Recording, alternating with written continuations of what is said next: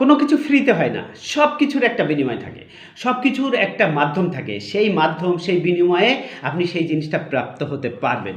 মহান আল্লাহ রাব্বুল আলামিন অঙ্গীকার করেছেন তিনি অনেকগুলো জান্নাত তৈরি করেছেন এবং এই জান্নাতে তার বান্দাদেরকে দিবেন। কিন্তু বিনিময়ে, কিসের বিনিময়ে?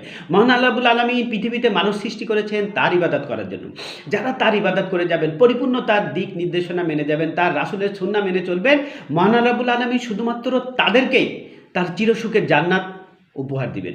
সুতরাং আপনি যে জগতে আছেন, যে পৃথিবীতে আছেন, খুবই নির্দিষ্ট একটি অল্প সময়। এই অল্প সময়ের ভিতরে আপনি যদি আপনার সমস্ত কাজকর্ম, কথাবার্তা, চলন বলন সব কিছু দিয়ে আত্মীয়তার সম্পর্কের বন্ধন সব কিছু যদি আপনি মেনটেন করতে পারেন সুন্নাহ মেনে, রাসূলের সুন্নাহ মেনে, তাহলে আপনি মহান আল্লাহ রাব্বুল আলামিনের সন্তুষ্ট লাভ করবেন এবং তার দেওয়া, তার অঙ্গীকারের সেই চিরসুখের জান্নাত আপনি প্রাপ্ত হইবেন।